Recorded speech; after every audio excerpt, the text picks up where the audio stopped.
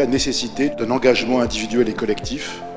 Jouer collectif, c'est vraiment favoriser les logiques de coopération. Et pouvoir se rencontrer. Il y a plus de 900 fondations à la Fondation de France. Un grand merci d'être là. C'est la 4e rencontre des fondateurs. La philanthropie est l'outil pour accompagner cette société civile, pour l'aider, pour faire émerger les idées, ajouter de l'intelligence. Mais c'est bien collectivement, en partageant les expériences, les savoir-faire, les idées, que nous arriverons ensemble à trouver ces solutions. Il y a un double objectif dans cette rencontre. Le premier, c'est l'occasion de pouvoir rassembler un maximum de fondations pour justement faire émerger des possibilités de travailler en collectif. Puis l'autre objectif, c'est finalement pouvoir présenter aussi quelle est, au sein de la Fondation de France, la dynamique de transformation et de changement. Donc on parle effectivement de cette question d'approche systémique, c'est de prendre de la hauteur, comprendre un peu comment tous les sujets sont connectés, comment en fait, dans notre grande diversité, on peut être complémentaires. Explorer de nouveaux récits pour mieux se projeter ensemble, vous avez 4 heures. Là pour le coup on a 50 minutes et en plus on va parler ensemble.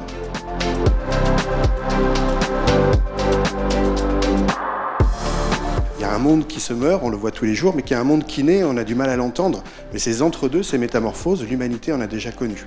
Donc, vous qui avez une force, il y a des gens qui ont besoin de votre énergie aussi pour justement cultiver ce jardin, cultiver ce nouveau monde. Pour aborder un bouleversement, une révolution industrielle majeure comme celle qui nous attend avec la question climatique, il faut se faire confiance les uns les autres et c'est là que l'innovation sociale et la philanthropie peut nous aider.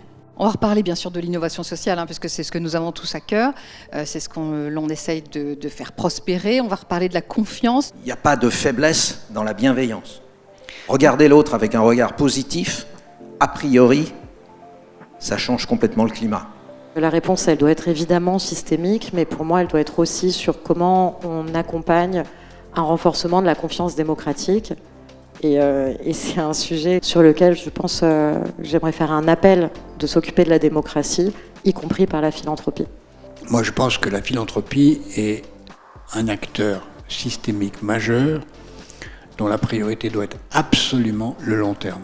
Et le long terme, c'est l'éducation, la formation à la création d'emplois, la formation à la démocratie. Enfin, c'est tous les secteurs de l'économie de la vie.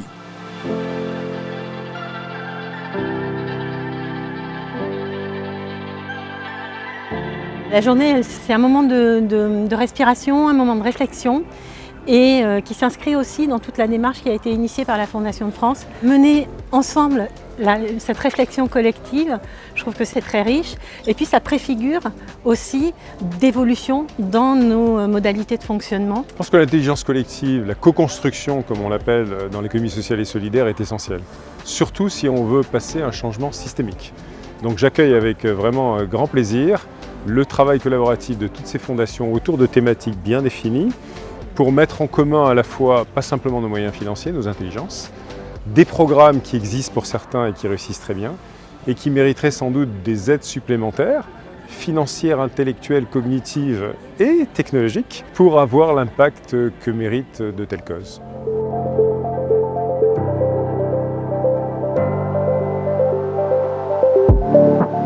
Des valeurs, je crois, d'une journée comme celle d'aujourd'hui, c'est que les uns et les autres peuvent constater qu'il y a chez un partenaire, chez un collègue, dans une fondation sœur, y compris dans un domaine parfois éloigné du sien, des nouvelles manières d'aborder une problématique.